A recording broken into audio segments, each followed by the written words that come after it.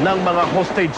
Bahagi kasi ito ng kanilang standard operating procedure sa investigasyon, ang forensic investigation. Aalamin nila kung ano ang mga naiwan dito sa loob ng bus na maaring magamit sa kanilang ebidensya. Sasabihin siguro, Ted, napatay na rin naman yung may kagagawan, pero hindi pa rin dahilan niyon dahil mula dito sa mga pag-aaral na gagawin ng Scene of the Crime Operatives ay maaaring may mapulot na aral itong Philippine National Police tungkol sa mga susunod pa nilang operasyon sa pag-handle ng ganitong krisis.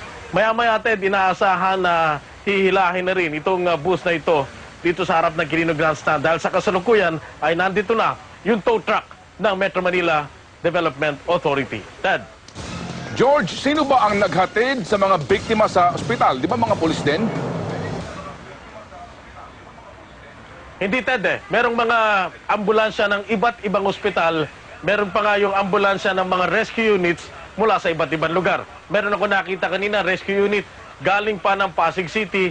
Meron din naman ako nakita kanina na ambulansya ng Justice Jose Abad Santos sa hospital, matatagpuan sa Numancia Street sa Binondo. Sinasabi sa akin, meron doon 3 dinala. Yung isa doon yung tinatayang nasa 15 at 16 anyos. Meron din sa Manila Doctors Hospital, meron din sa Hospital ng Maynila. Kaya ginagawa ngayon ng Philippine National Police Homicide Unit ng MPD consolidation ng mga detalye at impormasyon. Ted. So ibig sabihin, George, na naihatid ang mga biktima sa ospital ng walang kasamang mga pulis pala. Salamat, George Carino, mula dyan sa Quirino Grandstand. Thank you, George. Umigting ang tensyon sa hostage-taking kanina nang magwala ang mga kaanak ng hostage-taker na si Senior Inspector Rolando Mendoza. Naabutan ng media na nakasalampak sa simento ang nakababatang kapatid ng hostage-taker na si SPO2 Gregorio Mendoza at ilang pang mga kamag-anak. Ayon kay SPO2 Mendoza, umalma siya at tumakas palabas ng pilit siyang idaan ng mga pulis sa likod ng police precinct at pinusasan. Nahuli kasi siyang may dalang baril. Ayon kay SPO2 Mendoza, natural lamang ito dahil siya isang pulis trapiko. Pinaghihinalaan siyang kasabwat sa hostage-taking. Sa kabila po ng pumiglas, nadala rin ng mga pulis si SPO2 Mendoza sa presinto. Ikinabigla naman ng pamilya ni Senior Inspector Rolando Mendoza ang ginawa niya pang hostage. Hindi nila inakalang ito'y magagawa ni Mendoza na itinuturing nilang isang tapat na pulis. Exclusive nagpapatrol, Alex Santos. Umiyak ang 79 anyo sa si Mang Leonardo nang malaman ang ginawang pang-hostage ng panganay na anak na si Senior Inspector Rolando Mendoza. Wala raw siyang nakitang kakaibang kilos nang huling magkita sila sa labas sa kanilang tirahan sa Tanawan, Batangas kanina lamang pasado alas 6 ng umaga. Maayos siya. Wala naman akong alam na nakaharas diyan. Wala. Napakabuti yung tao yun. Ang tinutukoy ay ang kasong extortion. Nasibak si Mendoza at ang 4 pang pulis matapos umanong kikilan ng 20,000 piso ang isang chef. Pinasubo pa umano ang chef ng Shabu. Sabi naman ng kapatid ni Mendoza, nadamay lamang ang kanyang kuya dahil sa command responsibility. Masakit para sa pamilya Mendoza ang mga paratang na ito. Ito naman po ang kanyang pagkakamali ay niya pong tuwid. Gayon po sana mangyari. Wala po kaming kaalam-alam. Kilalang mabuting pulis si Mendoza sa kanilang lugar. Pinagmamalaki ng kanyang pamilya ang iba't ibang parangal na natanggap ni Mendoza sa serbisyo. Dito sa garahe ng pamilya Mendoza ay nakasabit ang mga larawan at mga certificate ni Captain Rolando Mendoza. At isa sa kanyang mga award na iginawad sa kanya ay ang bilang 10 Outstanding Policemen of the Philippines. Sa 26 na taon niya sa serbisyo, nakamit niya ang may 10 medalya. Ayon sa kapatid nitong si Romy, patunay itong wala siyang inagrabyadong tao. Mabait po siya. Hindi ko lang talaga alam kung anong problema pumasok sa isipan niya. Ingatan na lang po yung sila, ang kapatid ko. Gaya ng ibang mga pulis, napakaliit ng sahod ni Mendoza. Nagsimula sa 494 pesos at bago masibak, nasa 19,000 pesos. Pero minahal pa rin niya ang kanyang trabaho at isinugal ang kaligtasan para sa serbisyo. Maliit na halaga lamang ang kanyang inaasahan sa nakatakdang pagretiro sa susunod na taon. Pero tinanggalan siya ng mga benepisyo at kailanman ay hindi na makapagtrabaho sa anumang sangay ng gobyerno. Kaya pakiusap ni Mang Leonardo sa mga kinaukulan. Kami humingi na lang ng tulong, lalo tigit sa presidente, unawain kung bakit ang kaso ay na-dismiss, ay wala namang bista.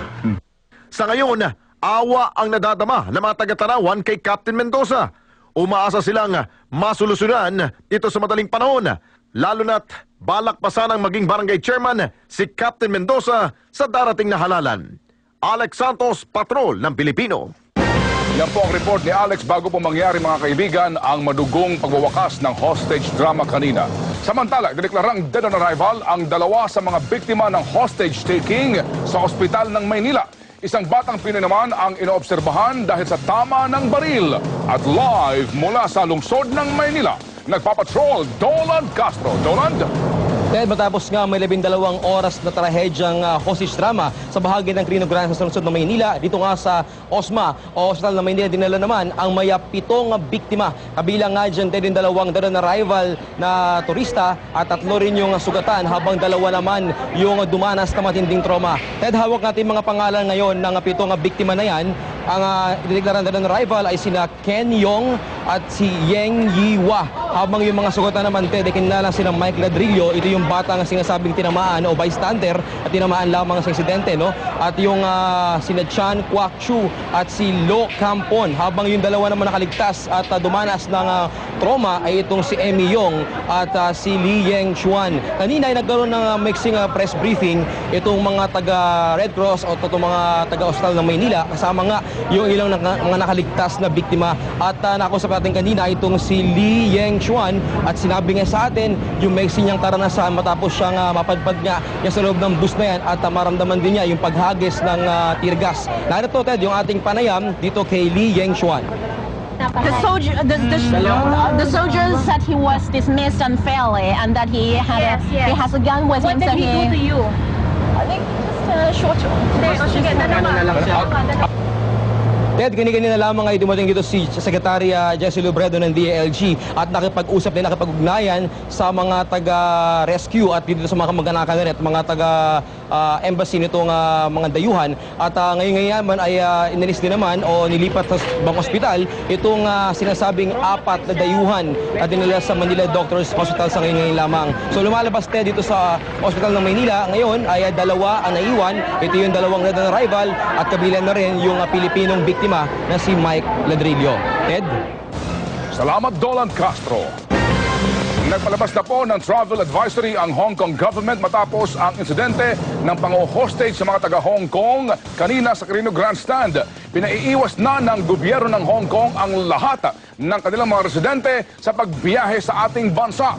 Sa outbound travel system sa website ng Security Bureau ng Hong Kong government, inilagay nila sa black category ang Pilipinas.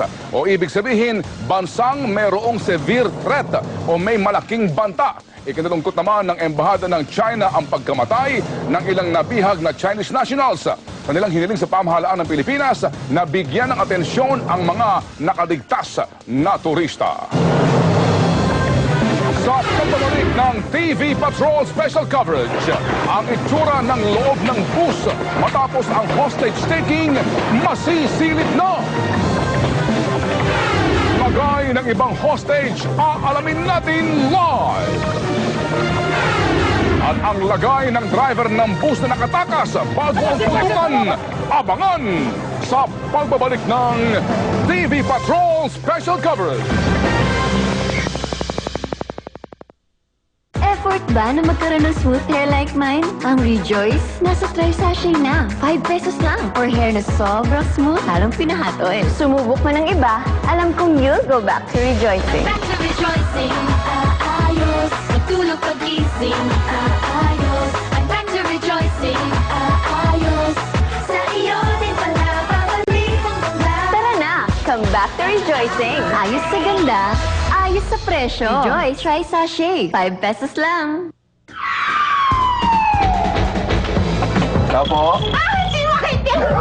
May nagtatago raw po ba dito? Maan? Anong ginagamit niyo pang hugas? Baretang sabon. Meron kaming UV box dito.